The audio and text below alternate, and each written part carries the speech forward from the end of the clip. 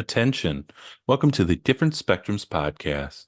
We dive into the wild world of mental health discussions. Get ready for profound talks, a sprinkle of humor and sarcasm, and a touch of colorful language. Just a quick heads up, our show reflects our individual opinions, which may not align with the standpoint of the podcast, our featured guests, or any related corporate entities. Our mission? To illuminate through laughter and satire because everyone needs a good chuckle. Chill out and don't stress over the small stuff. Legal troubles? No, thank you. Cancel culture? Please spare us. We'd rather keep this space lawsuit free. So buckle up, have a good time, and join us as we navigate the vibrant realm of mental health on the Different Spectrums podcast. Right. Hey, everybody, we back again. We back. I'm Spencer, and of course, we have our licensed clinical therapist, Naz. Dr. Naz. Put some respect on it. No. On to the next.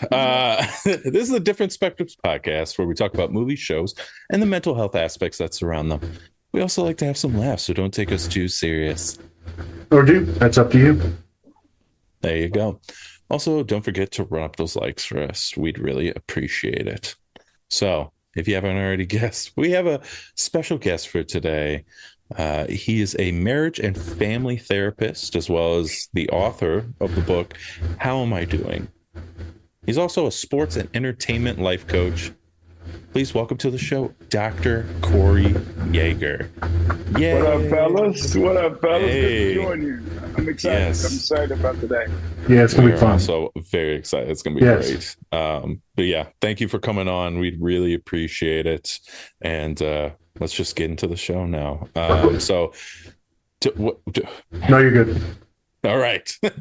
You're like, no. All right. So today we're going to be talking about The Godfather, and we have plenty of different topics that we're going to be covering, including importance of connection to family, being loyal, as well as individuality and not having enough time. We're also going to do a lot more topics, but those are a couple of them. And with that, so Naz, anything before we get into the pod? I'm excited to get into Godfather. Right, this is a fan favorite for a lot of folks. Like some of the best movies of like all time, up there. Especially with like an older generation. Well, hey, the third one, the crying scene in the third one is a classic. The crying scene in the third one, I showed it to him earlier today. I damn near started crying myself. Yeah, I was almost laughing because it was so bad. Fuck you, man. No fucking soul. I'm excited to talk about some legit boundary setting, these interpersonal things with folks in the family. Loyalty. I'm excited to get into this stuff with a specialist. I'm also know that Dr. Yeager, black man now, so he speaks for all black folk. Oh. For those of you listening, the spectrum. It's a different spectrum, but it's a spectrum. Obviously, we're being a little sarcastic there, folks. So, let's have some fun. Let's talk about it. Much appreciation again. As we get into this new year, just want to wish everyone a new year because we haven't done that yet in the pod. So hopefully everything you manifest is awesome.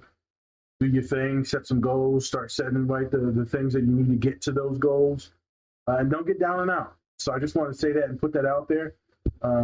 Also, don't get caught up in all this diet shit.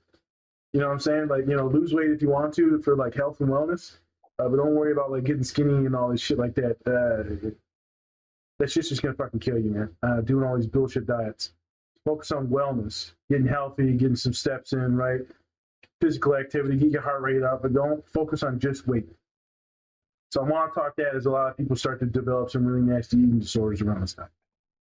All right, so happy fucking New Year. Let's have some fun. Let's talk about Italians. As we know, DeVito from the fucking Giants. Hey. Hey. All right. Whoop, whoop. Whoop, whoop. Whoop, whoop. I got it already. You got it. You got it. You got it. All right. You got it. Hey everyone, I'm here to talk about our new collaborator, Toink Toys. They have a wide selection of, you guessed it, toys and other great collectibles. They have products from Marvel, Star Wars, Harry Potter, and everything pop culture. You could say they put the toy in Toink. So go check them out at toink.com and use our code Different Spectrums Podcast to get 10% off your entire order today.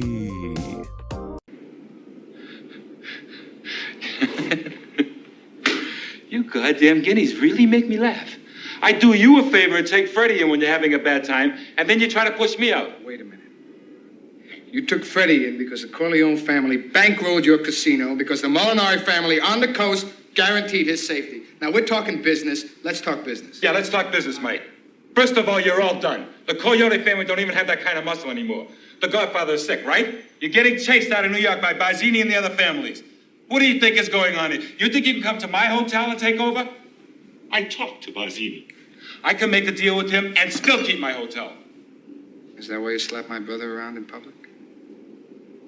Oh, no, that was nothing, Mike. Now, Mo didn't mean nothing by that. Sure, he flies off the handle once in a while, but Mo and me were good friends, right, Mo, huh? I got a business to run. I got to kick asses sometimes to make it run right. We had a little argument, Freddie and I, so I had to straighten him out. You straightened my brother out. He was banging cocktail waitresses 2 at a time. Players couldn't get a drink at the table. What's wrong with you?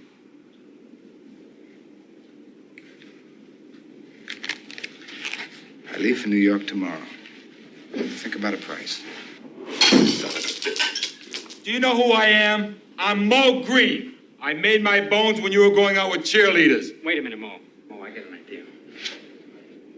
Tom, you're the consigliere. Now, you can talk to the Don, you can explain... Just a minute. Don is semi-retired, and Mike is in charge of the family business now. If you have anything to say it to Mike. Mike, you don't come to Las Vegas and talk to a man like Mo Green like that! Fredo, you're my older brother, and I love you. But don't ever take sides with anyone against the family again. Ever. What's the matter? What's bothering you?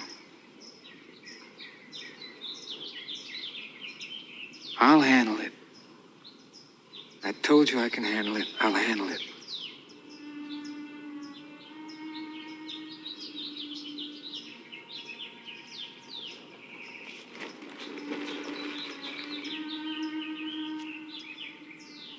I knew that Santina was going to have to go through all this. And Fredo was... And I never wanted this for you. I worked my whole life. I don't apologize to take care of my family. And I refused to be a fool. Dancing on the string held by all those big shots. I don't apologize, that's my life, but I thought that when it was your time that you would be the one to hold the strings. Senator Corleone, Governor Corleone, something. Another Pesanovanta. Well,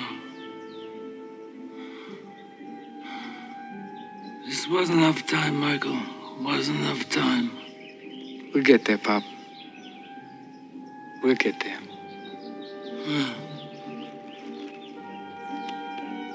Now listen, whoever comes to you with this Barzini meeting, he's a traitor. Don't forget that. Hey everyone, before we get into the show, please check out our collaborator, Bubs Naturals. They sell a variety of health and wellness products, including collagen peptides, MCT oil powder, coffee, apple cider vinegar gummies, and other amazing products. Go to bubsnaturals.com and use our code DSP20 to get 20% off your entire order. And with that, let's get into the show.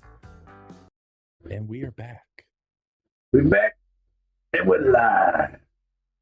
Just as live as that Pistons losing streak, people. You know you're paying attention. Ooh-wee.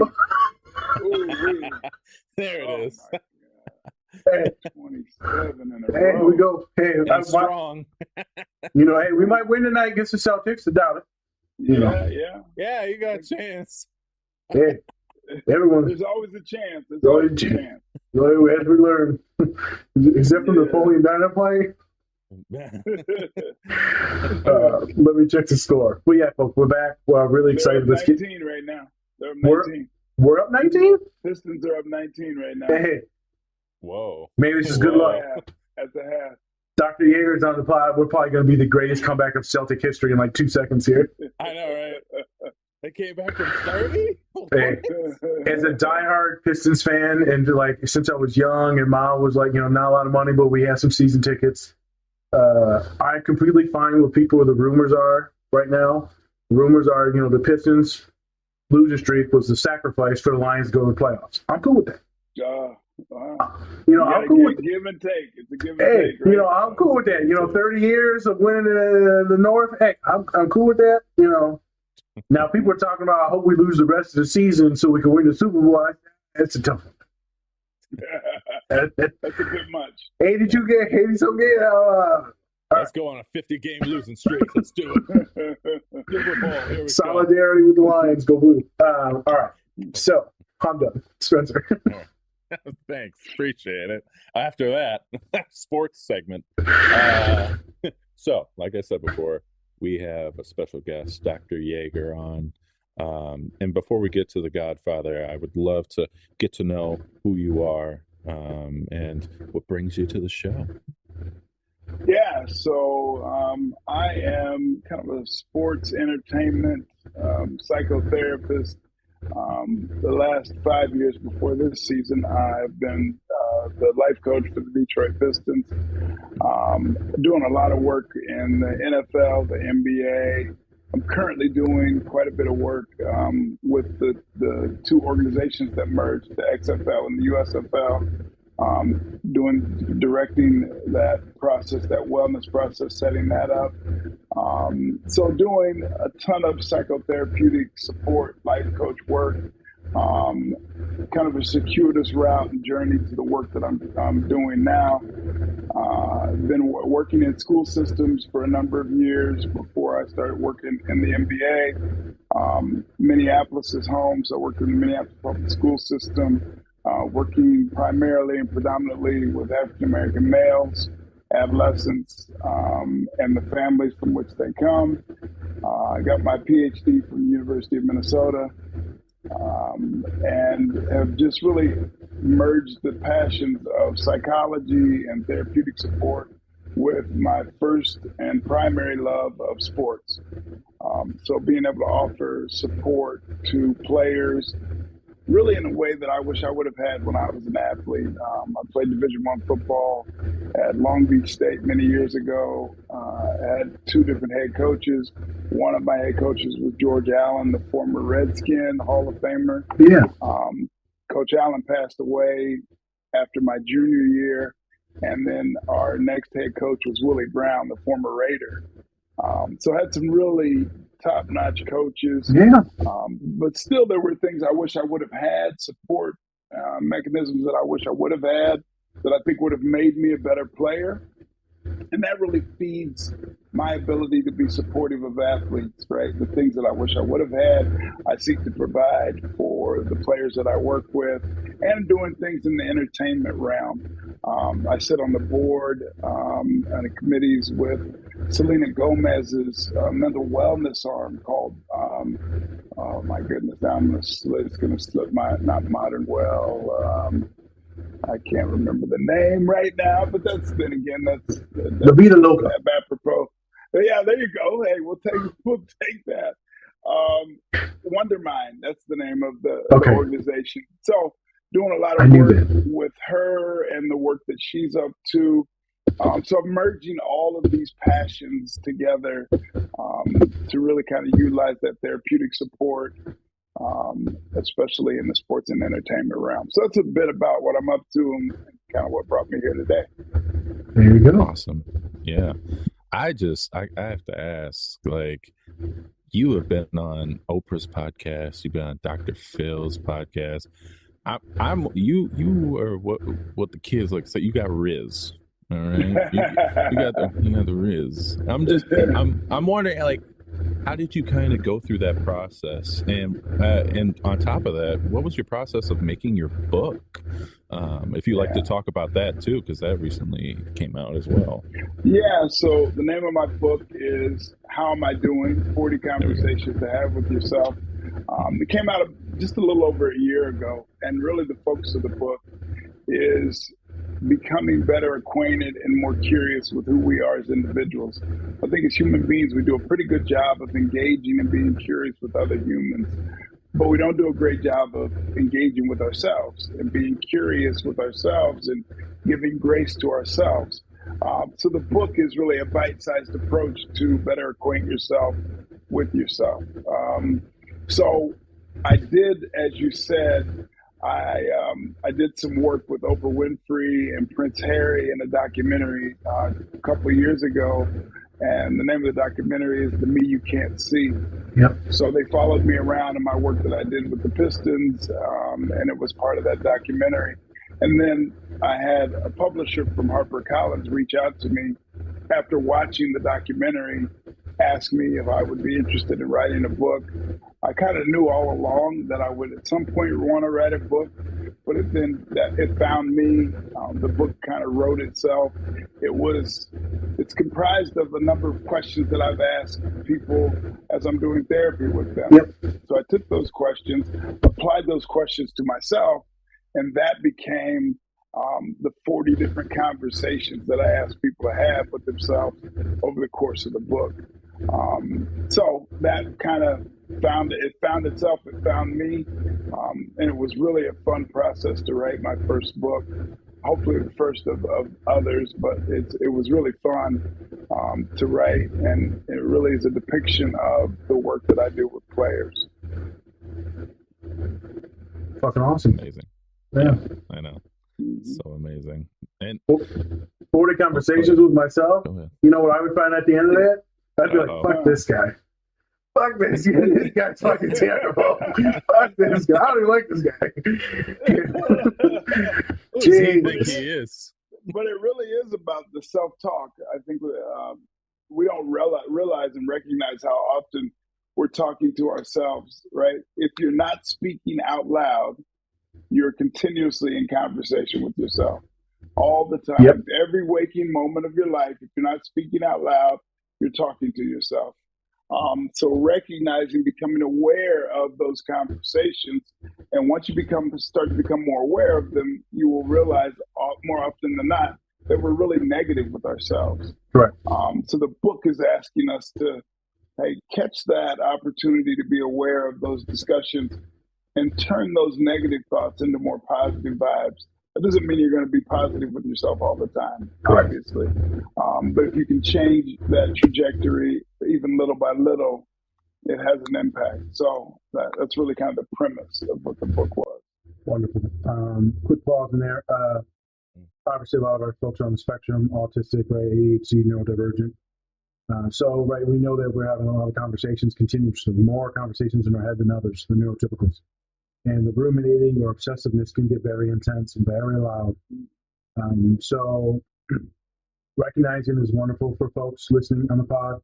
And then if you feel like it is going down a bad way, or you're over planning or becoming very obsessive, and it's impacting the daily functioning, then we need to start strategizing on how can we put some speed bumps, metaphorical speed bumps in that thought process, and help you kind of regulate and slow down. Right. I ain't gonna lie, right now I'm stressed the fuck out, excited, but all y'all know, job stuff's in the air, and it's taking up a lot of my brain space.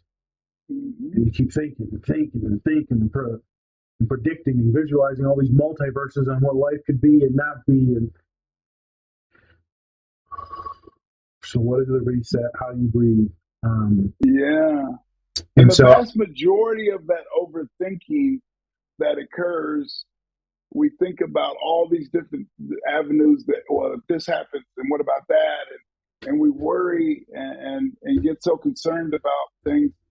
And the vast majority of that process of overthinking, those situations never come to be. They you never don't. occur. But the struggle in that is that you've now utilized your energy to do all that overthinking. And that energy oftentimes is for naught. I'm overthinking, well, what if this and that? And then it doesn't happen. Yep. But you've already utilized that energy. So if we can, and we know that anxiety is really ruminating about what might happen in the future.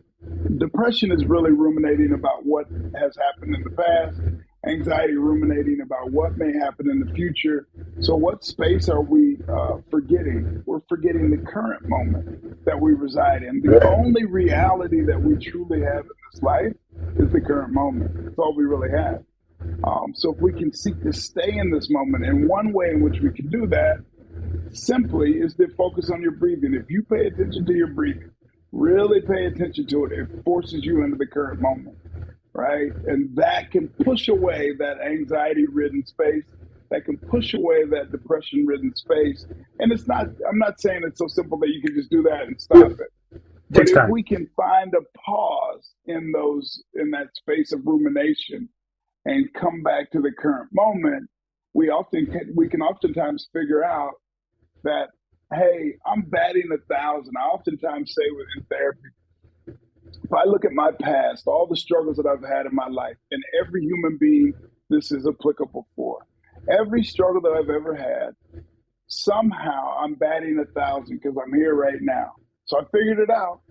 What might not have been fun, but I figured it out. So what is the best indicator of future behavior? Is past behavior. So if in the past 54 years of my life I figured it out, what are the chances I'll figure it out tomorrow? Pretty good. So giving myself that grace and understanding to say, that doesn't mean I'm not going to struggle and it won't be tough, but I'm going to get it done one way or another, and I'll be here tomorrow to figure it out. Yeah. I tell clients, I said, you made it to my office, right? Somebody you fucking made it to my office. Yeah, that's right. And you think now with me in your corner that things aren't going to get better? That I'm not going to help you get in situations to make your life better? Yeah. I said, I need you, if you don't have faith in yourself, at least have faith in me, your counselor. Yeah. I know you don't. This is the idea of healing. Correct. This is the idea of healing, because if a client comes to us and they begin to do therapy with us, the way that therapy works best is if that they have a trust and belief that I can help them. Correct. They wouldn't be sitting in my office if they didn't think I could be helpful. And I think that we have to differentiate between healing and treatment. The work that I do is treatment work. I can help facilitate the healing that you endeavor upon, Correct. but that will come from within you. All of our healing occurs within. For instance, metaphorically, if I cut my arm wide open and have a huge gash in my arm, I'm going to go to the doctor, and they're going to do what? They're going to clean it out. They're going to put an ointment in. They're going to stitch it up. All treatment, very important. But then the body goes about the process of healing that wound, right? Yeah. All that stuff that the doctor did was treatment work. So very important. But realizing that the body, the individual, the community will heal itself. It has all the things that is needed to heal itself. So we have to make sure that we have faith and trust that we have everything we need to heal ourselves. And that treatment is critically important. It's tough.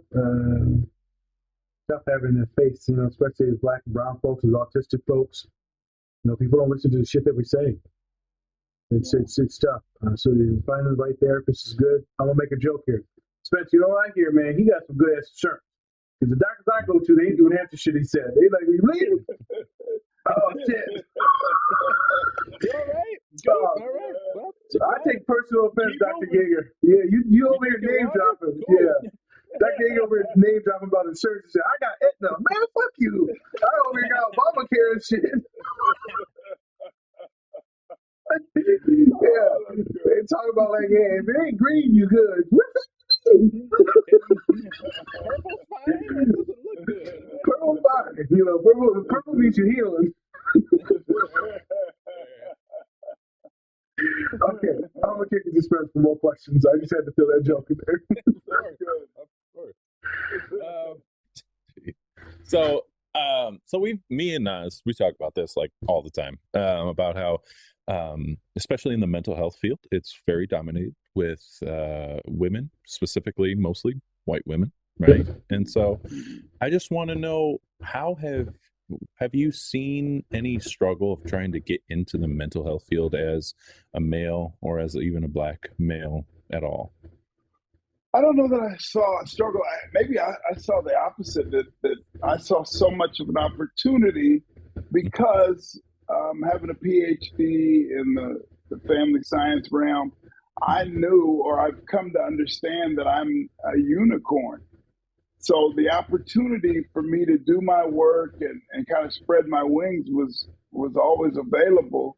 That doesn't mean that the journey was easy necessarily, but I knew that the opportunity for me to do the work that I thought was important, that I still think is important, was available. And I really just kind of found my way throughout that process, blindly moving, learning, seeking wisdom and knowledge as I moved through, and then utilizing that learning to help my clients. So I don't think I ever thought that it was necessarily hard to find the opportunity. It was just being prepared when those opportunities presented themselves. Okay. And did you see, kind of like with your mentorship, how did you kind of see that? And were they with people that looked like you, or was it from other different point of views? And you just kind of was like, okay, I want to see a different point of view in this circumstance and see where it goes from there. Yeah, I'm kind of a both and approach guy. That I sought mentorship from people that look like me, and that wasn't easy because there's not a ton of people of color that are in this field. So when I did find them, I sought them out and sought their wisdom. But I also sought the wisdom of my white peers and mentors that didn't look like me, but had a wealth of knowledge about this systemic thinking, therapeutic endeavors. So it was a both and approach, really seeking to soak up as much knowledge and information and wisdom as I could from all folks. And taking that in and then making it my own, right? I think that the best therapeutic endeavors, the best therapeutic support is when a therapist is comfortable with who they are, right? I can serve you better if I'm comfortable with me. And I'm not trying to be someone else, or not trying to emulate exactly how another therapist did it or does it.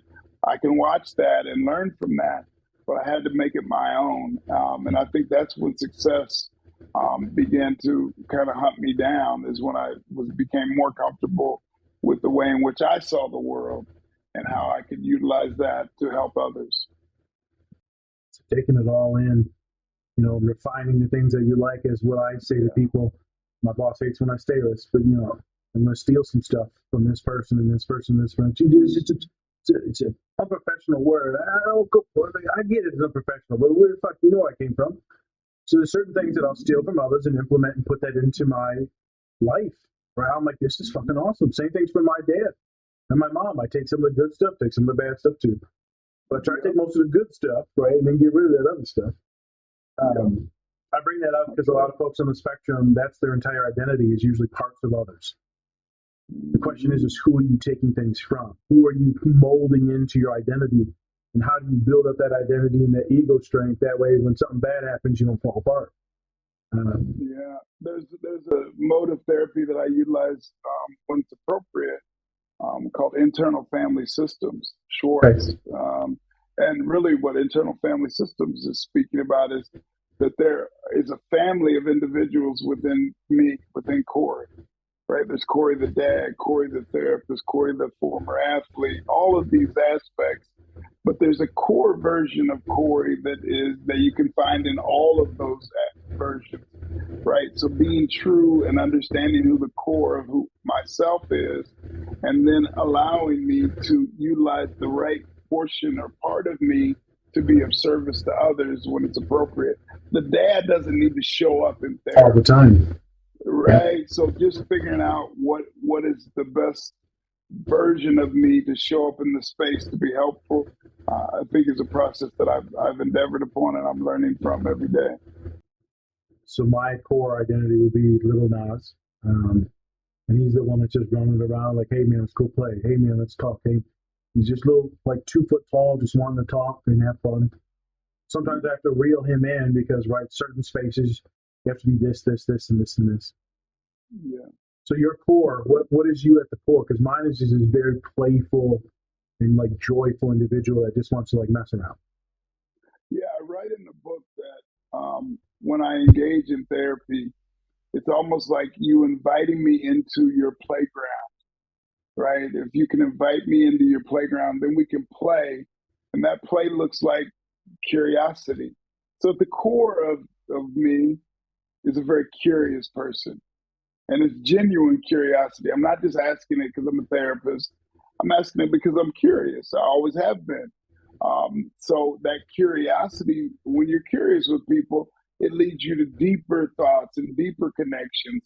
And then you can utilize those thoughts and connections and understandings and things that you uncover as those conversations unfold. You can refer back to them. Like, remember we talked about this? I'm curious how that version of you plays out today. And how do you utilize that aspect of yourself in your day-to-day approaches when you're struggling? And can you call upon that version of yourself? And so I think that at the core of who I am is a very curious person. I would agree too that portion of me is very playful, right, in a genuine way. And I think that benefits the folks that I serve is being curious, being very genuine, and people I think respond to that in a good way. Yeah, Spence, I think a lot of our curiosity gets flushed out when we're children. Especially us, a lot of folks that are neurodivergent, get smashed by the system, by life, professionalism, which is just this white embodied thing. I was excited to see Dr. Yeager. Spence showed me the stuff, resume, and then he showed me like the Instagram. It's just you, just being like you. I'm like, hey man, that look like me. Yeah. He said, Dr. Yeager's, he me, but he black. Yeah, that's right. That's right. And it was just a genuine aspect. Yes, I loved it. I loved every bit I saw. And it's just to be curious, to be genuine, to be authentic. Mm-hmm. It takes a really good therapist to be curious and not like, oh, what are your goals? That's not fucking curiosity. Yeah. The other day I had to say, what are your goals? And I said, I hate myself the same as kid. Like, I need you to set me some goals so that I can like go investigate. And they're like, okay, Nas, I don't hate you. I'm like, okay, I hate myself. All right. So they're very wonderful stuff. I hope folks are listening. Yes. You need a therapist that is curious 100% and yet also playful, because that way they can engage with you in this third world. All right, Spence, I'm going to kick it back to you for more questions, and then we'll get into the scenes. Yeah, I mean, I think we can get into it. Just last thing I want to kind of add on to that is like with that curiosity is sometimes like an innocence, I would say, right? And so when we're kids, we have a lot of innocence for the most part. And as we grow up, we kind of lose that. And then sometimes with that, we lose that curiosity. So there's nothing wrong with having that innocence. But sometimes we think that saying, I don't know, when we say, I don't know as children, it's okay. They're just trying to learn. They don't know any better. Right. Yeah. But then once we grow up and say, I don't know, people take that as like an offense. Like, I don't really get that. I don't understand it. Yeah. Well, we can't, I think that one of the mistakes that we make as human beings is seeking to be all knowing, like a teacher that teaches biology to 11th graders. Like they almost have the sense that they must know all of the answers. And I think that's a mistake. And I think it's partially found in the idea that at about 12, 13 years old, we start to be told that we can't be imaginative anymore. Yep. Right? It's time to get to business. You're about to go to high school. You have to get these core classes out of the way. You have to get to the business at hand. And we kind of put our imagination to the side to endeavor upon this business-like sense or sensibility. I think that's a mistake. That we have to use our imagination. It should flow throughout our lives. It should actually get bigger as opposed to smaller as we move through life. So that centered imagination, curiosity is critically important, not just in the therapeutic realm, but in life itself. So holding on to that is critically important. And I think that society oftentimes tells us not to hold on to it. So we have to fight against the urge to lose that imagination. Yeah, it doesn't matter what your neurotype is. We destroy a lot of beautiful minds with this is what you need to do, this is what you need to do.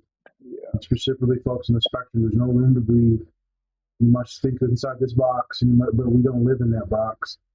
And so people like me will get gatekeeped from a lot of things. I was thinking about this past few weeks, the things that have been booted out of internships, graduate programs, colleges, a lot of different things. So this is unprofessional. I'm like, what? You know the shit that you were just saying? And it seems always to be one folk, usually white folk that are usually gatekeeping me from things. And I'm gonna touch on this, and then we'll get to the scenes.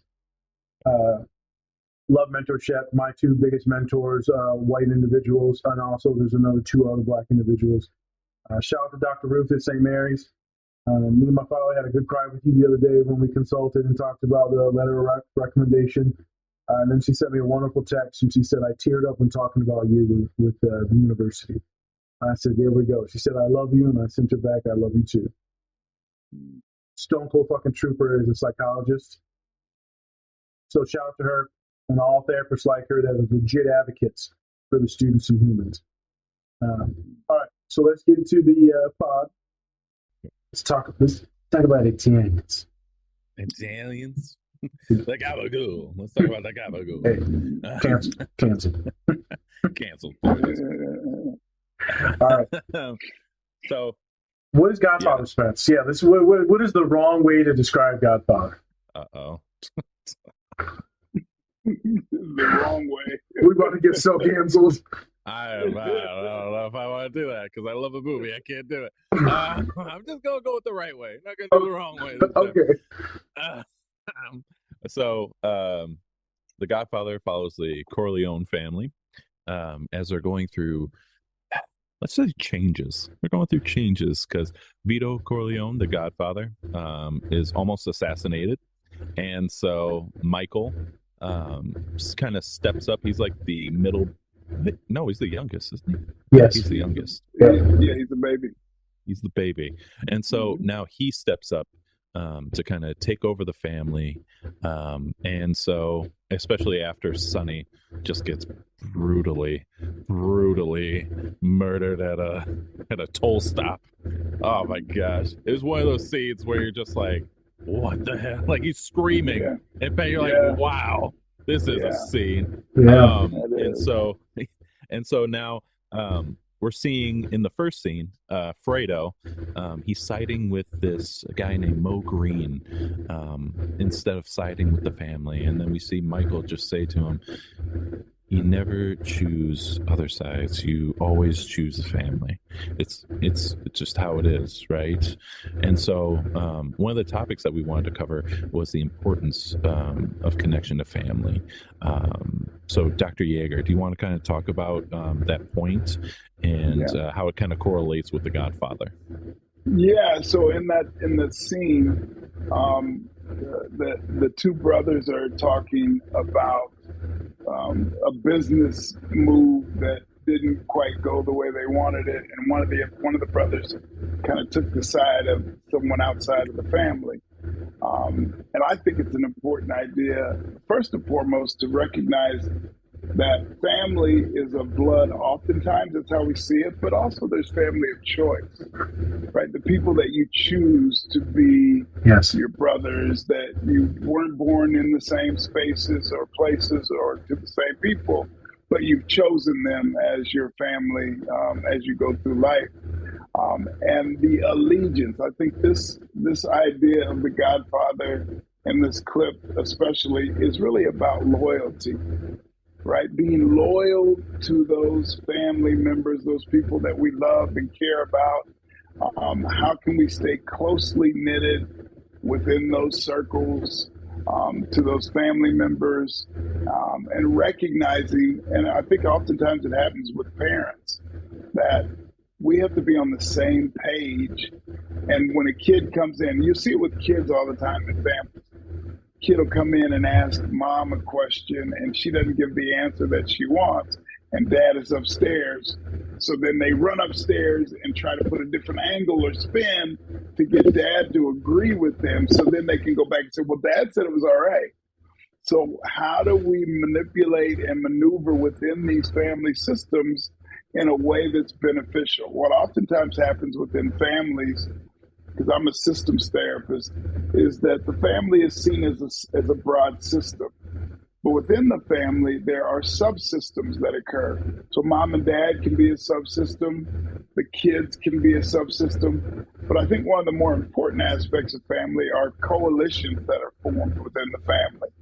So if there's three kids, two brothers and may form a coalition against the other family members, right? Saying that we're together and they're not with us.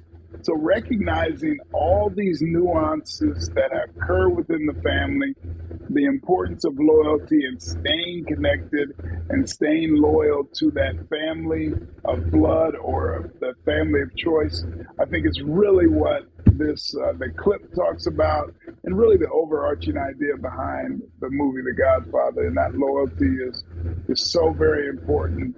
And I don't think that we pay a deep enough attention to the importance of loyalty to our friends and those family members. So I just think it's a really important idea that we should pay more attention to. I agree as well.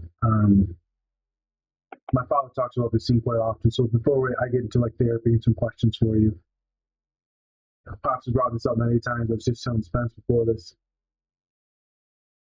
Him and my mom, they were doing certain things with like staffing and businesses, rental homes, Pops, a lot of business stuff. And maybe some good stuff, maybe some bad stuff, but whatever. So I was in these somewhat meetings or things or talks, and I'm like, Pop, man, I think you're wrong on this. And the other person was in the room, right? And he looked at me. I was like, oh, shit. Yeah. I'm in trouble. Afterwards, we get into the car. He said, you don't know what I'm doing. Don't talk. One day it'll be your turn to talk. You're young right now. I'm working this and doing this. And well, my Poppy, it doesn't matter if you knew I was wrong. I'm trying to work this into getting a better deal, into this, and this. And I got 50 different things going on. I let you see one. Yes. Listen. That is the essence of that clip. Yes. Right? Just listen, son. There'll be moments where you lead. Listen. But for this moment, just listen. And even if you don't agree, save that for you and I to discuss. Correct. Because then no one needs to see any space between us. That we want to be so tightly connected that no one can see the space in between us. Correct. And if we don't agree, that's for you and I to discuss, not for others to see the cracks in that armor. Yeah, I think that's really important. It's an important thing, especially when we're talking about like healthy things too, not necessarily like bad things and like withholding like trauma and shit like that. For us, I thought I was being intellectual enough to help foster like the conversation to get what we wanted by like patting it, making the person feel like I was on their side. After some talking to, he's like, "You're fucking it up, dude." He's like, "I'll let you know if I need you to chime in." He said some choice words. So I got a tongue lashing. It is what it is. Yeah. So the reason why I also bring this up is this will happen with me, supervision, interns, advocacy work. This will happen with me when my students are unionizing, doing certain things on campus, right? I'm like, hey, we're pushing this, right? We need to be a team. Everyone's on the same page, right? No one needs to see the battles, the conflicts within the team, right? We need to show us uniform. I feel like this goes for a lot of the teams that I work with, right? When everything stays in the house. And if we got an issue, this is staying in the house. No one needs to know about this. It's us, person to person, within the team. And so we do a lot of that work too. It's solidarity. Correct. Right? We need to have Union trust. language. Yeah. We need to have trust. And so, you have to build that. I just always remember that scene. He's like, what the fuck are you doing, man?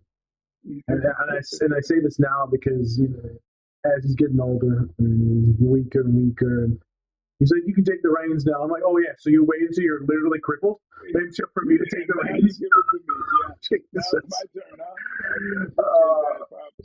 And it's hilarious, right? He's sitting in the bedroom, right? Because we all live as a big unit.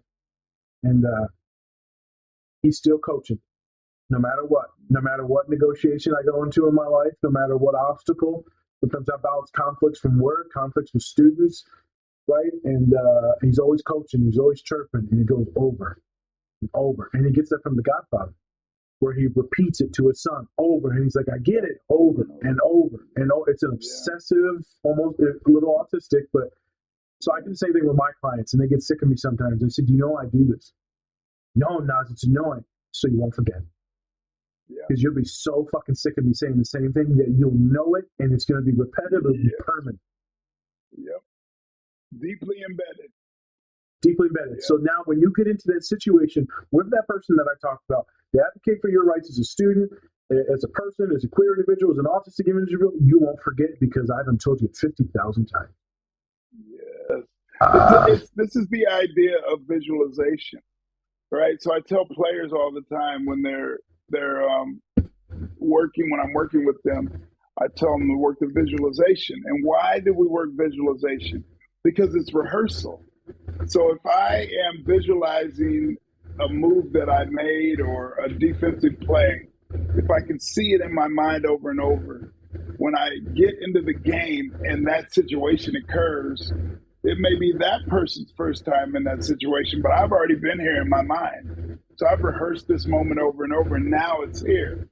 So the chances that I will be successful in that moment increase exponentially because I've visualized it. I've seen it over and over and over. So it can seem repetitive and nonsensical, but it can seem that way until the moment it presents itself and you say, oh, man, I was ready for that because I've already thought through it a billion times. Preparation. And now it presents itself. Yes, that's right. And it's wonderful for athletes. It's wonderful for folks that are a little anxious. It's also the primary tool for a lot of folks that are on the spectrum. That's how we do conversations. We rep it, and allow us to be like, oh, you speak very well. And they're like, yes, I wonder why. I thought about this conversation in the grocery store to say hello to you, Susie, for 50,000 hours. Yes, that's right.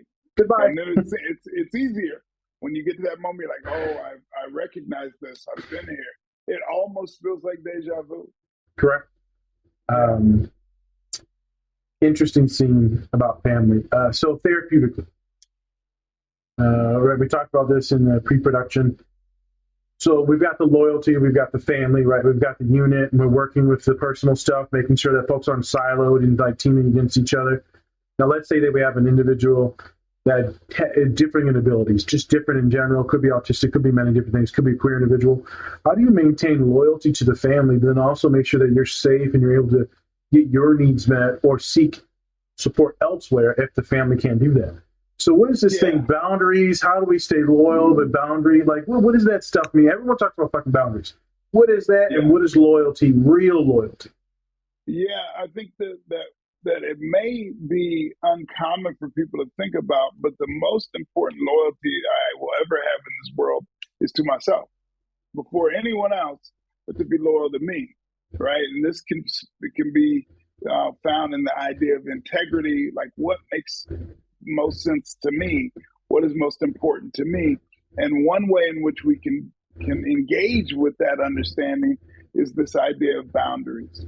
I say all the time that boundaries, we talk about it, people talk about it all the time, but they don't really dive into it. People just say, hey, set boundaries. Well, what does that mean? Setting boundaries are really just putting your parameters around. You're teaching people around you how to treat you. Here's my boundary. I'm teaching you how to treat me, right? So it's setting that boundary is really the easy part. Then I'm not going to allow this. I'm not going to have people do that. That's the easy part. The hard part is to enforce the boundary when it's pushed upon. Someone's pushing your boundary, you've set something up and you've told yourself or others this is what you will accept, what you won't accept, your non-negotiables, and then all of a sudden that boundary is permeated. Someone's now pushed it. How do you respond to that boundary is the critically important space.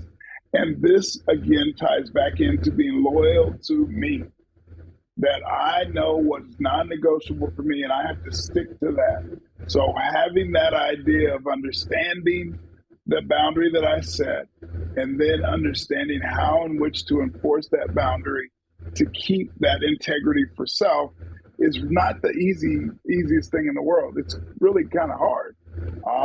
But I would say we have to recognize that we are worth that. It's the reason I set my boundary. It's the reason I have non-negotiable spaces, because I'm worth that boundary to be set.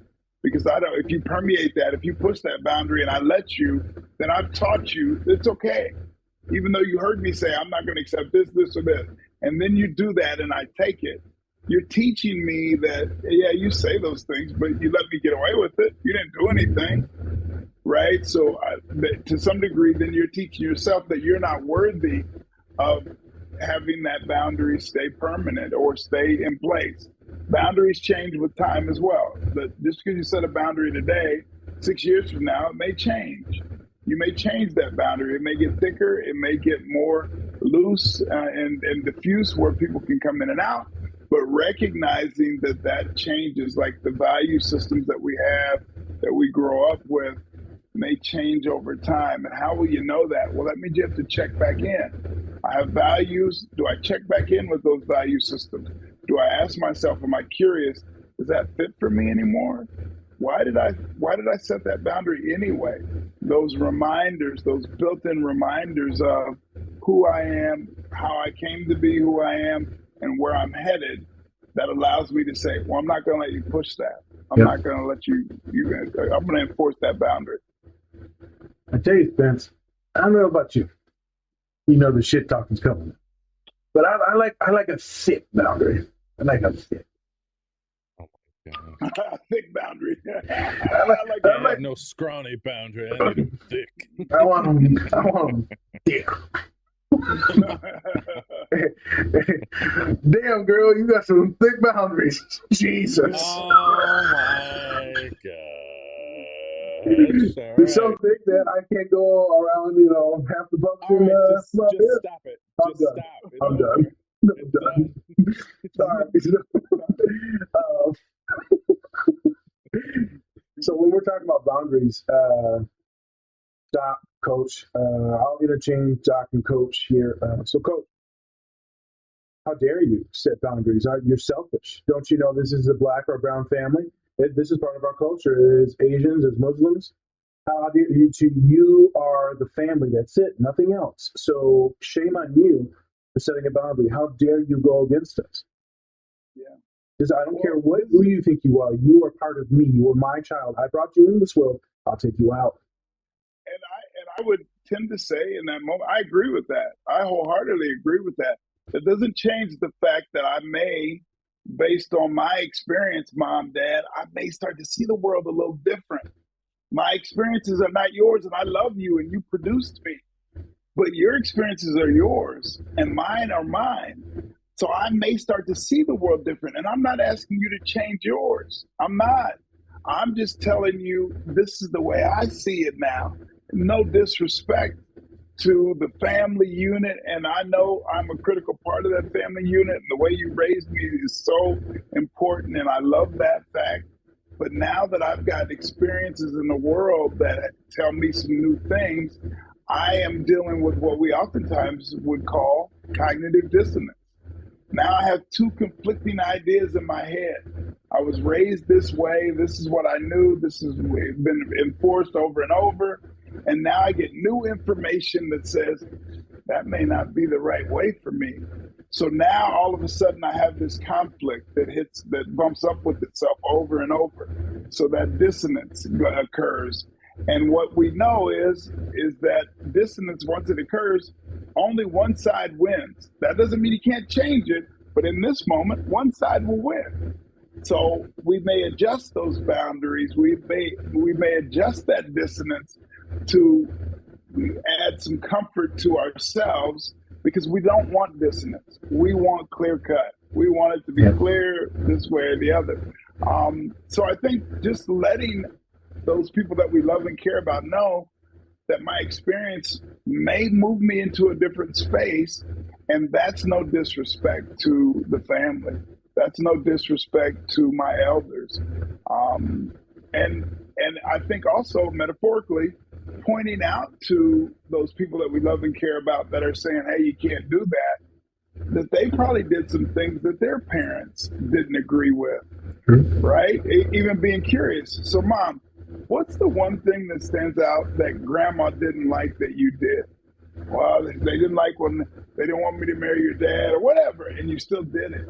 So now it's my version of that. So now I'm going to do some of those things. And that didn't change the fact of how much you love Grandma, but you made some choices that she may not have agreed with. This is all okay, because why did you make that choice, Mom? Because your integrity said this is the best thing for me, right? So it may feel as if we're going against the grain, and it may be that we're going against the grain, but that's my integrity. There you go. I like to also have I teach my clients to win. People also don't like when I say that, but I teach them to win a lot of these conversations in battle. And one of the tools that they can use in their bag is, hey man, you raised me to be like this, to be curious, to ask questions, to have my own opinion, to grow, to be more than just you. You wanted me to be more than you. And so why would I just now stop and just believe everything that you said on this one thing? Why would I just agree with you and others? You told me to think critically. And so if you want to be mad, you need to be mad at yourself. That's right. But you raised me to be like this badass, this individual. And so I said, use this tool, because you're going to be propping them up, but then also you're setting your boundary again. That's right. That's the sandwich principle, sandwich technique. I'm going to give you a dosage of beauty, and then I'm going to tell you I don't necessarily agree, and then I may close with some beauty. Sandwich the chaos in between two pieces of beauty. Hey. So you can't say sandwiches again. I get turned on by food.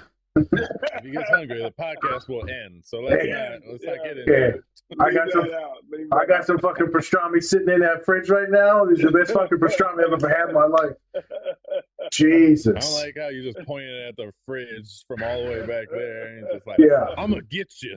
I'm gonna get you. My tongue is wet.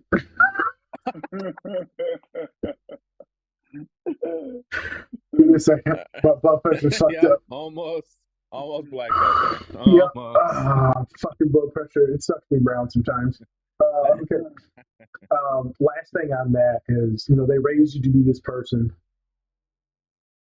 And, mom, pops, or whatever you're fighting and battling, right? They may use these guilt and these tactics. We're talking to a lot of marginalized people on this podcast, right? Women, different identities, different neurotypes, different orientations, genders, a lot of stuff. And so there's a lot of difficult conversations all the time. It's the same thing like being in the airplane visual, right? You got to take care of yourself before you can help others. And so we have to figure out, how do we get comfortable setting the boundary or being the villain? My father, he's super good for being the villain. He's always been the villain. He's embraced that role. And I said, Pops, the people that dislike it, he said, get in line, son of a bitch.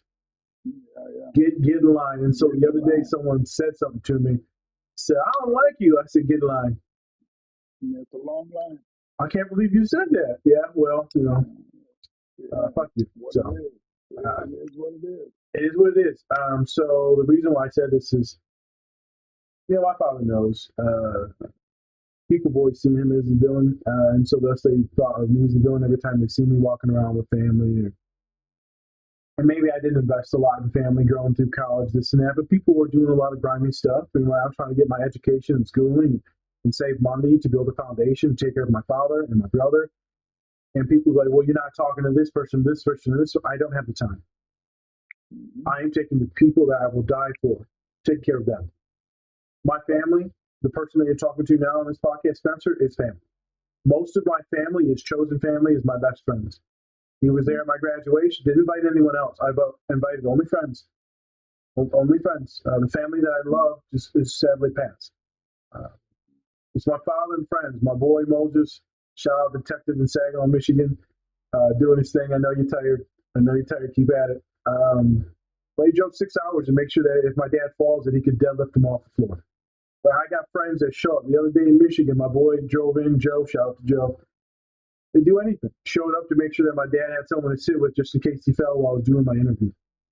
I don't know how I fucking lucked out. I know people are going to hate me on this, but they're going to feel sad because my clients know that I talk about friends a lot. And a lot of them don't have any. And I know that.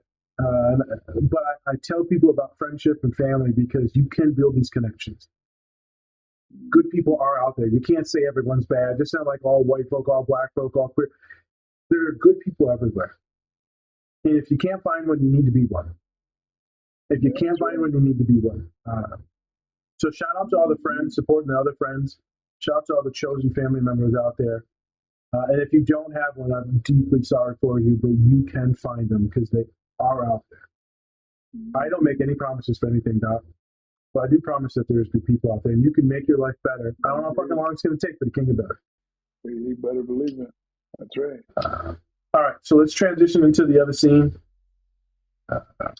Spence, I was thinking while we were doing this, I'm like, I have no idea. How would be like an inappropriate way to talk about the Godfather? I'm like, There's no way. There's no way to do it. Yeah, this is why we should have built that wall to keep the immigrants out. This is why. There it is. Here we go. Even though Italians came over on a boat, but whatever. Let's build that ocean wall. It'll be fine. We got it. You know, if anyone can do it, he'll stop him. Fucking Aquaman. He's what the fuck is he? Aquaman. He's not white. Samoan. I think so. Yeah, There's good looking people there. That's good looking people. I know. I thought you were, when I first met you, I thought you were Samoan. I know you did. I can't. You said you had Hawaiian shirts, and I was like, Hawaiian shirts. I would wear USC shirts. People are like, oh, you go to USC? I'm like, no, man, why? Yeah. And then he'd be like, hola. And I'm like, what the hell? Any fat guy that is with a beard, instantly ukulele Samoan, instantly.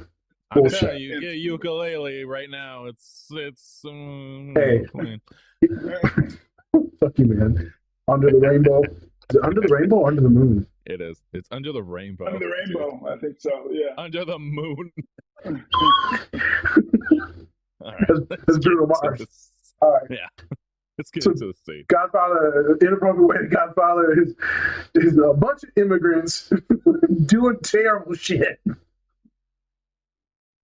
Not completely wrong there. Not completely wrong. Everyone knows, right? Grandpa immigrated from Palestine, whole family's from Lebanon, and then my mom's side's all from Mexico. So deeply second generation immigrant. Everyone knows, right? Don't fucking cancel for this. We like to make jokes about our own folks. It's fine. All right. Okay. Let's get to the next scene. Let's get out of here.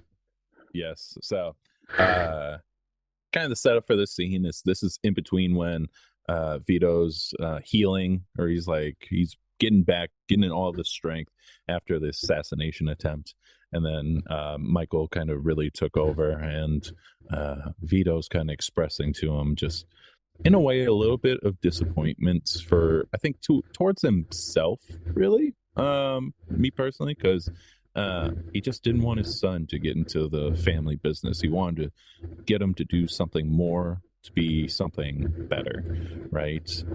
And if you've seen The Godfather, Michael, he actually did not want to be part of the family business at all. He wanted to kind of stay away from that. But when Vito was, when he first got hurt, he kind of saw a way Michael needed to step up. Right. Michael told himself that he needed to step up and kind of get vengeance in a way for what happened to his father. And so now he's kind of down that train of now I can't really go back on anything else. And so here we are with this scene. And where I really want to touch a point right now is not having enough time, right? We spoke about that. maybe you'll want to kick it to Nas first, because I think you really wanted to touch up base on this, and then we'll have Dr. Yeager get on it. But about this scene, what do you want to kind of talk about with having not enough time? There's two facets. You want more for your children. And there's no parent. Well, there's a few that are like narcissistic as hell, and like, you know, they're borderlining, and the child is just theirs and just an object off of them. Most of the time, you want your children to do better. You want them to be more intelligent, more wealthy, more healthy, more well-rounded, right? You just want them to have a better life, and that's pretty much any story in any country. Is you want them to do better than you. So that's one subsection. But the part where it's not enough time, and, you know, all my friends are having babies, and they're all, you know, all married babies, and now they get debt from the houses, right? And then we're all like, damn, and we're old. Like, some of my friends are talking about having the second kids now, and they're like, now I'm 35, 32. Like, they're getting scared, and so there's just not enough time, right? And you start to realize your dreams in your 30s and 40s. Did I get the stuff done I wanted to? Did I do enough schooling? Did I make the right moves? Did I network enough? You know, did I get the right degree? Should I have worked harder? You know, for me, should I have stayed playing football at Wayne State out in Detroit? You know, I decided to quit because I'm like, hey, I need to fucking get my shit done because I need to make money for my family. You know, did you do the right moves? And is there enough time? Every student I talk to, every PhD student, there's never enough time. Fast forward and you're like, holy shit. I've just been constantly thinking about that. Like, I know what's next. Maybe this job, my nonprofit, which I'll start in Detroit. But, you know, will I have enough time? Specifically, will my, you know, loved ones be able to see it? You know, because as they get old and they age, right, people are passing, and there's not enough time. And there's no way of me bullshitting around it. There's not enough time. But some of the big things will happen in the next year. It doesn't matter if I get this job or not. The nonprofit will be open and we'll get ripping and running. It's just terrifying knowing that there's not enough time.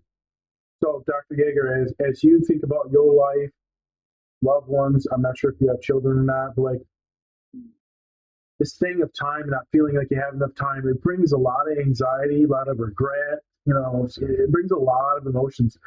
I'm sure you've talked to a lot of athletes, a lot of families, right? This is a constant thing. It's just not enough time in the day. Fuck, what did I do with my life? So how would you like be curious about this or therapy someone that's like, there's not enough time? It's me, a Spencer, and I'm here to talk about our longtime collaborator, Cure Hydration. Cure is a premium hydrating electrolyte drink mix made with organic coconut water and pink Himalayan salt with no sugar added. It contains 4 times the electrolytes of leading sports drinks. My go-to flavor is grapefruit, but if you're not into that, you can go and get their variety pack with 8 different flavors to sample. Go to curehydration.com or go to our link tree and use the code DSP20 to get 20% off your entire order today. Hey everyone, I wanted to give a special shout out to our collaborator, Two Nerds Candle Company. Not only do they have great products, but they are also giving back to a great cause. You can tell that they take a lot of pride in making their candles. My favorite is Spock's Monday Coffee. They are also donating 10% annually to support Women in STEM, which stands for Science, Technology, Engineering, and Mathematics. You can use our code DSP or go to our link tree to get 20% off your entire order. We think that this company is great, and we think you will too. So go check them out. Yeah, I think that one of the things that we may need to start to think about a little more is that time is not necessarily a real thing. It's a construct, right? That it's been constructed. We're going to go around, the Earth is going to go around this sun. It's going to take this many days and this many hours, all of those things. So it was constructed, almost man-made.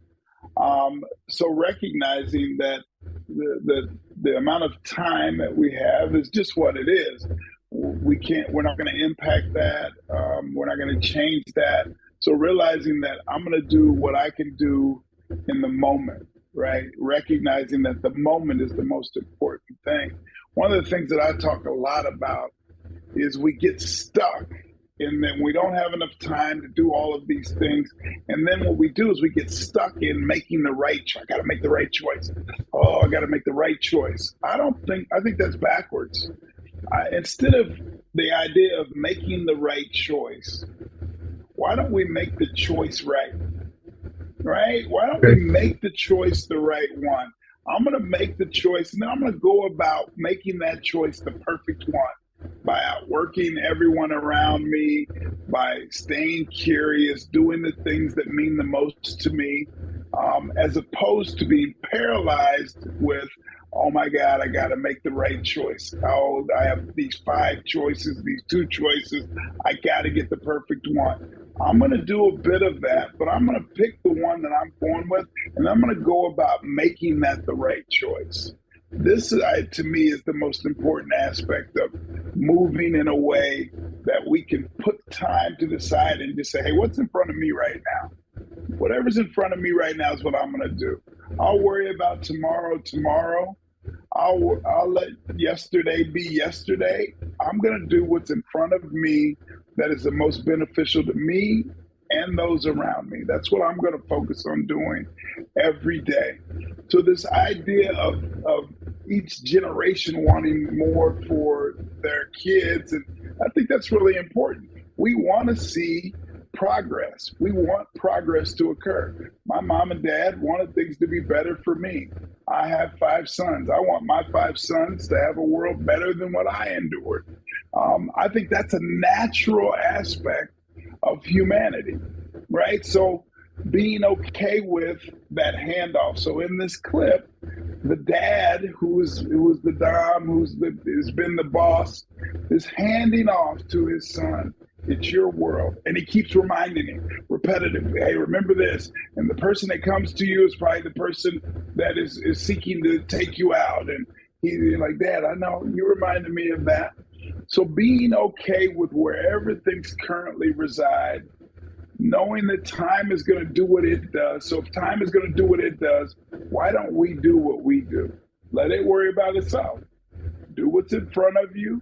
Be okay with where you are today. It may not be, it's not going to ultimately be where you end up. I'm okay with where I am today. The other thing that I'm reminded of too is this idea of comparing ourselves to others. Yeah. Right? We get in this trap of, let me compare myself to someone that did this job before. And I think I'm not doing that as much in my life anymore. What I seek to do is compare myself to the version of Corey yesterday. Am I a better version of Corey today than I was yesterday? That's the only comparison that really matters to me. I don't really care what everyone else is doing that has a PhD or whatever. I'm not going to compare to them. That's their world. I think social media has not helped us with this either. No. Because we look and compare ourselves to, oh my God, look at all the stuff they put on social media. Hell, I can't even compare to the things that I put on social media because the rest of my life is not as beautiful as what I put on social media. I don't put that my wife and I had an argument or that my kid didn't do this or that. I don't put that up. So my real life doesn't even compare to what I put on social media. So we've got to get away from this trap of that comparative narrative that we continuously chase. That's a losing proposition. That is not a winning proposition. So we should seek to be in winning propositions more often than not. And the best way to do that is make a better version of yourself every day and let that be your comparison. Let time do what it does. And don't get into this trap of making the right choice, but get into the idea of making the choice right. That's my thought. Yeah, the term I hear a lot is the next best choice. The next best thing. Yes. The next best choice. I've got a lot of humans I work with jobs, internships, careers, stay in school, drop out of school, and it can get tough. I've got one human that I love deeply, very good person. I think they have a very wonderful skill set to heal people. I've seen it, and it's magnificent. It's better than my skills. This is a better person than me. This is an actual good person. Spence knows I'm kind of a piece of shit. And this is real good people here. And And we get into the contemplation of not enough time, not the right choices. What if I made the wrong choice? What if I do this and I'm fucking unhappy? And they're scared. And a lot of my students are scared that they're always going to be depressed. But I said, yeah, it's a leap of faith. We just have to continue to think that maybe one day, possibly, that you won't be miserable. I didn't say happy, that maybe you won't be miserable. And I said, it'd be a shame if we lost you, because I think that you could heal people even better than I could.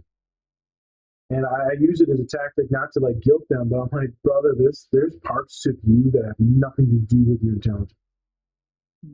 People just heal from your humanity, from you cooking and baking, from you just validating. It's just like, fuck, man, I wish I had your skills, because I had to work and hone on mine. You're just existing, and people are healing. Lucky son of a bitch, this person. Lucky son of a... And I've said all this. I've said it all to them too, and they know how I feel about it. But their biggest thing is, you'll make this choice. What if it's wrong? And I said, you'll make another one. And then what if that career isn't right? Then you'll pivot. And then what if that? Well, then you'll pivot.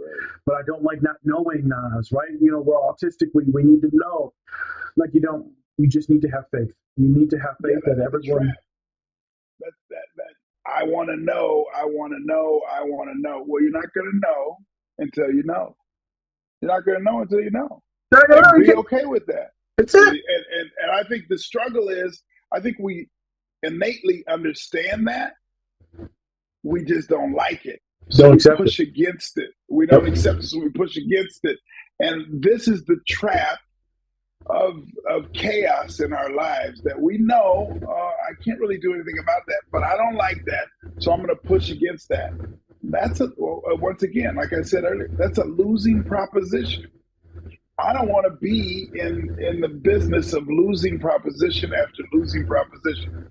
I don't. The world will line up against you. As a black man, I recognize that the world oftentimes will line up against me. Yes. I'm not going to stand in that line with them. I'm not. I'm just not going to be in that business. I'm going to stand in the line that says I'm going to get it done. I'm going to figure it out. And I didn't figure it out today, but guess what? Tomorrow I'm going to work on figuring it out. And whenever that happens, whenever that unfolds on my behalf, that timing is exactly the right timing. Malcolm X spoke about adversity being not just something that we should deal with, but being our best teacher. We should almost seek out adversity. This is where we grow. This is where we learn the most. The moments of the most chaos in my life probably have taught me more than all the beautiful moments combined. That's where I learned. That's where I really got a hold of some things through that negativity, that adversity. So being okay with that, sitting with that, and we don't have to wallow in the sorrow and the misery. We have to be okay with that. All right, this is part of my existence. If I'm going to be seeking all the beauty and smile at all the beauty, what comes with that? Negativity is around the corner, and I got to be okay with that then. Yep. I got to be okay with it. It's part of my existence. All of it goes together to make the version of who I am. So I'm not going to be mad at negativity. I'm not going to be mad at adversity. That is a losing proposition. Yep. I'm going to move with that. I'm gonna roll with those punches, and then I'll be able to look back and say, man, that taught me something. So when I get something like that in the future, I'm a better man for it. I'll be able to endure or handle it much better because of that negativity. That's just my thought. Correct. You pull within the power of people and their perseverance. You pull on the power of their ancestors, because it's all there. It's all there. Everything that we just did the episode on a DC comic movie, Blue Beetle. I think that. But when the father says everything that you have as they're in the afterworld, and the father passes and he's talking to some best fucking scene. Everything you have for Precito, young man, right? You have it inside you already. You don't need anything else. It's already there. And he keeps preaching to him, everything will be fine. I taught you. We've dealt with worse things, boy. We've dealt with worse things, Bino. And I take that with my life all the time. Spence, it's interesting. My father's been really excited, but also super anxious about these things. And he says this will be vindication. He uses it with his raspy voice. I'm like, vindication? He's like, all calls with people that said horrible things or thought bad and that you're stupid and this and that, to the teachers, to this person, to this will be vindication. And trust me, I believe that wholeheartedly. I'm in the gym pumping weights because that's why I meditate and do my introspection, which usually leads me to a lot of deep thought and at times, depending on the song, tears. Because the anger will pop up or the joy will pop up, right? I get overwhelmed, and then when I get overwhelmed, I cry. Is what it is. Doesn't mean that I need anyone to talk to, this or that. It just happens, right? I'm lifting 300-some pounds, 400 pounds, whatever. I was leg pressing the other day. I've got like 10 plates on there, and people are looking at me, fucking bawling my eyes out. They're like, what the fuck is wrong with this crackhead? Hey, crack was good today, boy. It was a good crack. Shit was hit. I don't like saying a really strong man cry. Let me tell you something. I'm not saying shit. I ain't saying shit to him. A word. I don't know. I don't know his ethnicity either. Yeah. Well, white guy crying? Run. White guy can't run. I don't know. Motherfucker, don't trust him. All right. Get away. Get away. Stranger danger. But Pops was thinking about this word, and I was thinking about it in vindication, and it makes me think of the podcast that we did, Spencer, on Atlanta, when the therapist, right, two black men were sitting there, and he's like, "You're doing it to like fight against these people that kicked you out of was it Yale or Harvard? What school was that? You remember?" I believe it was Harvard. Or no, I think it was. It might have been Stanford, actually. I know it's a super bougie school. It was one of the big schools. And so he's like, "I'm doing it to piss off all these people and be like, look, I did this in spite of you." And man, that anger used to do me really good. But now I'm like, no, fuck that, Dad. I did this for us, for happiness, for joy, for like smile. I do this for the students and the children, for all the black and brown folks, the autistic folks. I do this for happiness. I don't really do this to piss everyone else off, to tell them fuck you. Because that makes me just angry. I can feel my body get angry and hateful. To see all the faces that I've gotten since second grade where they look at me with disgust. And then in high school and then in college with disgust. When people have told me, "I'll never graduate you. You'll never be anything in this industry." And I'm like, Jesus. But then I go to an internship with a black woman and I'm the best thing since fucking sliced bread. Yeah. Wonder what the difference was there. Race. And I can think about these people, and God, I think about this one person's face quite often. And like, I even want to message them being like, fuck you. I'm at literally the pinnacle for setting what the standards are for mental health. And you said I was a piece of shit. Interesting. Hey, but see, even that adversity pushed you. Oh, it did. Right? It does. And I think that's the thing that we also have to realize too, is that we need that contrast. How the hell do I know what is positive if I haven't dealt with negative? How do I know what smells good if I haven't smelled something horrible? I ain't smelled no shit. We need that contrast. That contrast is critically important, but too often we seek to avoid the contrast. We don't want it. We need it. It's an important element. So being okay with moving and flowing with those negatives and positives, recognizing that is the space in which we learn. So this is where I'm going with this. That better life is, how do you know? This is what I told this young man, I tell my student. I said, you know one thing for certain. They could look at me all bright-eyed, bushy tail. You know what pain and misery is. You know that's so fucking good. You've lived it for 20 years. Can you imagine what the reciprocal is? There's no way you can have these emotions without the possibility of the reciprocal. That's right. So, fucking bear with me here. Maybe you can get to the opposite of this. Maybe there's something on the other side. And I tell it to people, suicidality, depressed, relationship issues, no one will ever love me. That's bullshit. But specifically, is when you're choosing therapists, you always don't get to know their history. But I'm gonna let you do something right now. The therapists that have been through the mud, they got it out the mud, those are the fucking badass therapists. And me and Spence know because they've been on our podcast.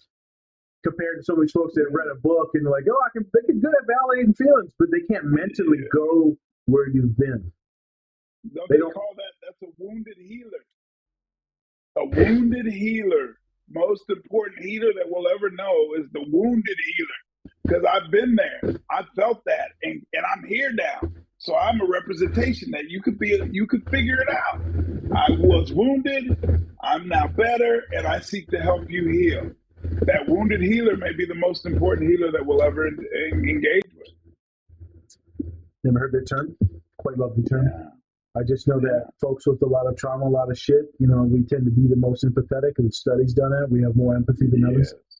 We can go to places in trauma therapy that others don't because we kind of get these pitfalls. And I like this wounded healer. Yeah. And a lot of folks of color are wounded healers through the system. Yes, that's right. Yes. So try to find someone that identifies with your identities. But if they are neurospicy, right, those things are out there. Wounded healer, I like that. Yeah. I like that. I'm going to use that with this boy. He'll like that. I think it's an important aspect. Right. Yes, I will. I will use that as a manipulation therapeutically to make sure that this person does what they need to do to get better. Yeah, that's right. Awesome. So I think we have most of the things on these scenes. We talked about the bad guy and being cool with that. Oh, last thing, and then I'm done. Pops always tells me this all the time, Spence. Person that comes to you is the traitor. Yes, that's right. The person that comes to you is the traitor, and he's always. So he told me the other day, he's like, "Hey man, so something right is wrong." I said, "Pop, chill." And he's like, "They betray us." I'm like, "They didn't fucking betray us. It's fine. There's a difference between the traitor and being delusional." And he goes, "You don't understand, man. I've been betrayed by so many people and stabbed by the people that were supposed to love me. Is that I'm in fear for you, and so I get in a heightened state of emotions. I get it, but like I control this shit now, Pops. The things that I've done speak volumes compared to someone else's gossip. So I don't worry about things like that because I have faith in the people that invested in me, and I have faith in the people that are around me. The reason why I talk about that is because there's a lot of people that think that everyone's traitors. Because they've been hurt by pops, mom, uncles, aunties, the system, school teachers. They're fucked by everyone mentally, physically, emotionally. It's horrible. So having faith and trust, what we talked about earlier, is tough, Sal. And the only way you can heal those is to start opening those wounds. Yeah. To clean it out, like you talked about earlier, to stitch it up, and then you start that healing process. You will have to trust someone to heal. Spence has talked about with many of his friends that you gotta trust someone, man. No one does this shit alone. No, you don't walk this journey alone. Life is not a journey that we walk alone. That there are others that we walk with, and finding the ability to trust that person walking the journey is really what life is about. Yep. So, Spence, I'll kick to you in a second to wrap things up, or we've asked some more questions. But Dr. Yeager, I want you to do a shout out. Who were the people that invested in you? Obviously you'll forget maybe some, but I want you to name a couple people just to put it in the atmosphere, show them some love, and that way we push our followers to show gratitude because I believe in gratitude. Yeah. So I've had a number of people. I think I go back to my dad who died when I was 15. He gave me everything that I needed. Even though it was tough to lose him at the age of 15, he'd already given me everything I would need for the rest of my life. So that is a critical person. My grandmother recognized something in me very early and helped to nurture really this discerning aspect of who I am. So I owe a lot to her. Bill Doherty, who's one of the bigger therapeutic minds in the world, was my advisor at the University of Minnesota and taught me so much. I owe a lot to him as an advisor and someone showing me the ropes, kind of walking me through the journey of my doctorate. Jim Nelson is someone that really kind of helped teach me the ropes of being community engaged throughout my journey. Went through the doctoral program at the University of Minnesota right in front of me. Owe a lot to him. And then my wife, Carrie, has been someone that pushed me to go back to school and kind of pursue the things that I ended up really kind of being a part of. So a lot to her and my mom who kind of pushed me. So there's been just a plethora of meaningful people through this circuitous route that I owe a ton to, that I obviously couldn't have done it without them.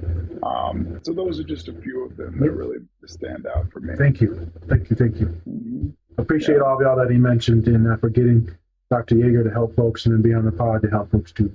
Appreciate y'all. Mm-hmm. What you got for us, boss? I think that was a great note to end on. I just want to thank Dr. Yeager for coming on to the show.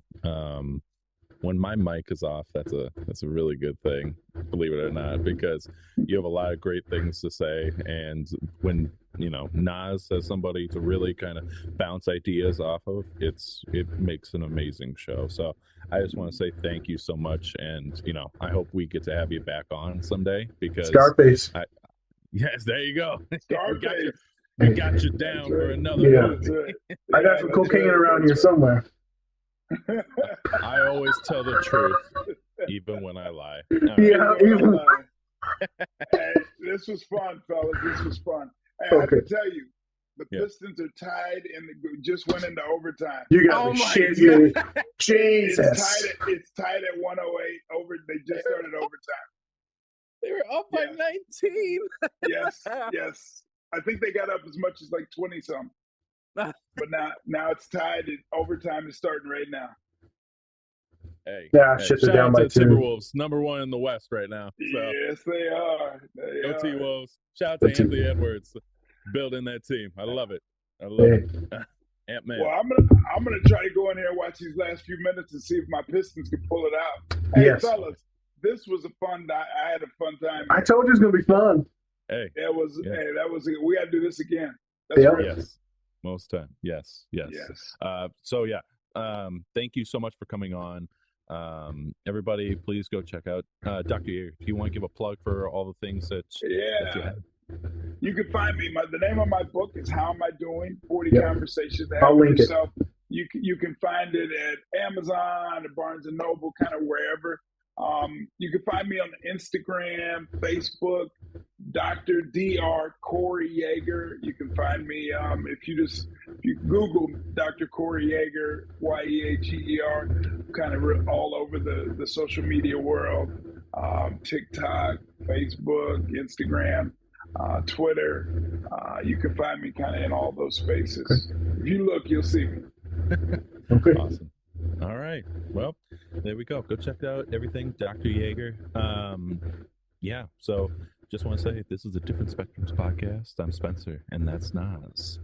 All right, everyone. As you know, much love, and remember, take care of yourself. Or don't. That's completely up to you. Completely up to you. All right, folks. Take care. Peace. Hey, I appreciate y'all. Hey, that was good stuff.